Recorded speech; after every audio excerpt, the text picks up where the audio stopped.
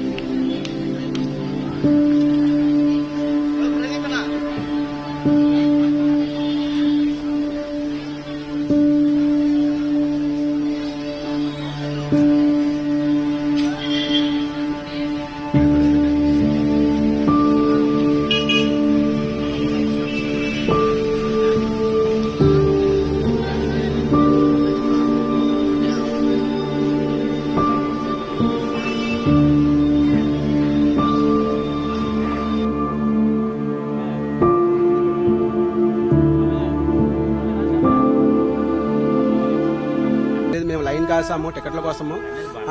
అయితే లైన్ లో ఉన్నారు కదా అనుకున్నాం తప్పించి ముందు వెనక అయ్యి ఏం జరిగిందో మాకు తెలియదు. మేము అంతా తీసుకున్న తర్వాత మాకు మీ మీడియా వల్ల ఎవరి వల్ల మాకు తెలియదు. మీడియా వల్ల ఇవి ఉంటుంది. మాకు సెల్లోని మెసేజ్ వచ్చింది సార్, అంటే ఫోటోలతో సహా వచ్చింది.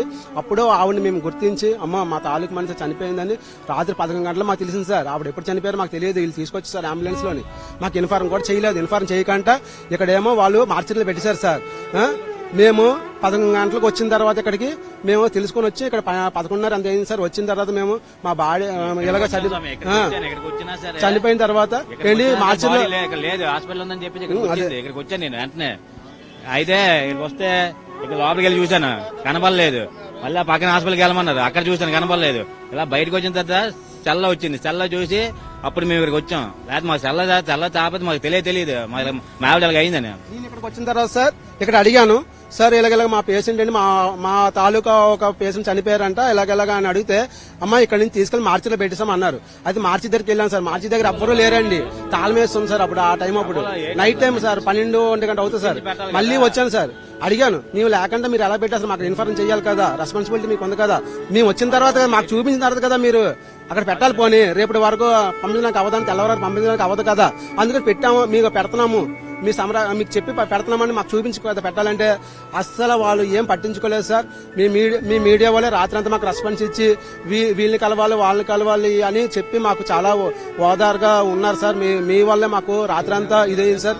తెలిసింది అన్ని సహాయ సహకారాలు అన్ని మాకు అందాయి సార్. లేదంటే మాకు ఈ మాత్రం సహాయ సహకారాలు కూడా మాకు అందవు సార్.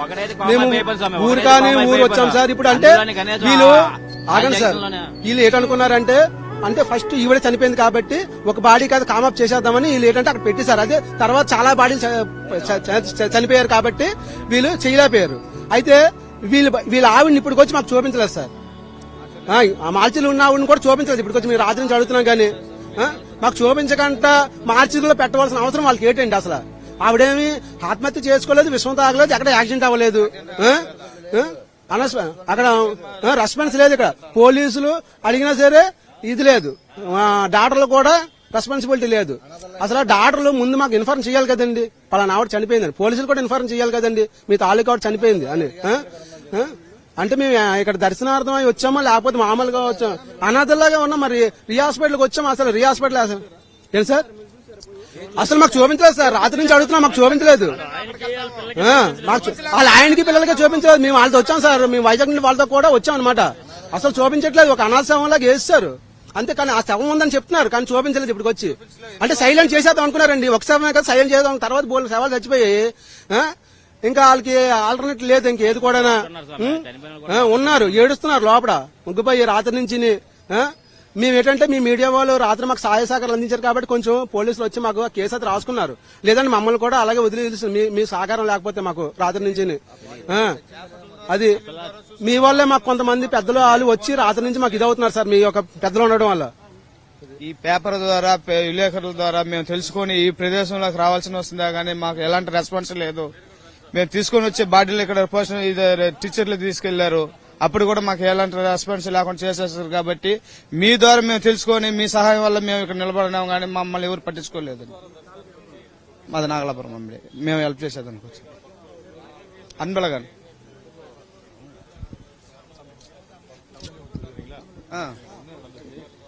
இங்க வந்து தரிசனத்துக்கு நம்ம வைகுண்ட ஏகாதசி தரிசனத்துக்கு வந்தாங்க. இவங்க வந்ததுனால ஒரே தரம் கியூ லைன் திறந்ததுனால இவங்க எல்லாருமே மெரிச்சிட்டு எல்லாரும் போயிட்டு ஊந்துட்டாங்க. இப்போதைக்கு வந்து 25 பேர்கிட்ட மெரிச்சிட்டு போயிட்டு இருக்காங்க. 9 பேர் இறந்துட்டு இருக்கிறாங்க. அவங்கள வந்து 4 பேர் இங்க ரோயால போட்டு இருக்காங்க, மீதி பேர் சிம்ஸ்ல இருக்காங்க. சிம்ஸுக்கு போனாக்கா இங்க ரோய் ஹாஸ்பிட்டல் வந்தாக்க சிம்ஸ்ன்றாங்க. ஆமா, மாத்தி மாத்தி சொல்றாங்க. எந்த ஒரு ரெஸ்பான்ஸும் கிடையாது, போலீஸ் தகவலோடு கிடையாது. கேட்டாக்கா அவங்க வந்து பெதிரிக்கிறது, அடிதடி பாடுறது, உள்ள யாருமே சேர்த்து மாட்டேன்றாங்க. அப்படியாப்பட்ட இடத்துல வந்து அவங்களுக்கு நம்ம தனிப்பட்ட இடத்துல இருந்து வரோம், நம்ம தான் ரெஸ்பான்ஸ் கொடுக்கணும். இவங்க நர்ஸும் எதுவுமே பேசுறது கிடையாது, இந்த சூப்பரிண்ட் யாருமே பேசுறது கிடையாது. இந்த அளவுக்கு நடக்குதுனாக்கா இந்த தட்டி காக்கிறதுக்கு யாருமே இல்லாம இந்த உரிமை கொண்டாடுறது கூட யாருமே கிடையாது. இந்த இடத்துல எம்எல்ஏ கிடையாது, யாருமே கிடையாது. எல்லாம் ஆகி போயிட்டா பொறுக்கு, செத்துட்டா பொறுக்கு வந்து என்ன பண்ண முடியும்? தமிழ்நாடு செத்து போயிருக்காங்க சார். இங்க யாருமே எதுவுமே கண்டுக்க முடியாது இருக்காங்க, இந்த சூழ்நிலை இருக்காங்க இவங்க. நாங்க வந்து தமிழ்நாட்டுல எல்லாம் எல்லா இடத்துல நாங்க மக்களுக்கு ஏதாவது நடந்தாக்கா நான் போய் பேசுற அளவுக்கு தகுதி இருக்கு.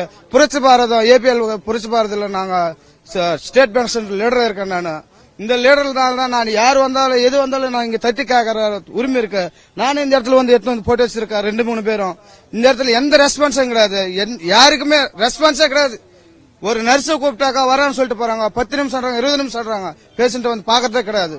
பிடப்பட்ட ஹாஸ்பிட்டல் இந்த ஹாஸ்பிட்டல் இந்த இடத்துல வந்தா சிம்ஸ் வந்தா ரயில்வே ஹாஸ்பிட்டல் பருடான்றாங்க. ஒண்ணுமே கிடையாது. அதனால அவங்களுக்காக இந்த எல்லா இடத்துலயும் போராடி இதுக்கு நைட்டு கூட இது பேசியிருக்கிறோம். இவங்களுக்காக சப்போர்ட் பண்ணி நான் ஏபிஎல் ஆப்ல. ஆமா சார், எங்க மாமாவை இட்டு வந்திருக்கேன். அவரு ட்ரீட்மெண்ட் நடந்திருக்கு. இப்ப இவ்வளவுதான் உள்ளா இருக்காரு. இதுவரையிலும் அவருக்கும் எந்த ஒரு ரெஸ்பான்ஸும் கிடையாது. நேற்று மத்தியானம் 1 மணிக்கு இட்டுன்னு வந்தேன் நான் இங்க இந்த இடத்துக்கு. இதுவரையிலும்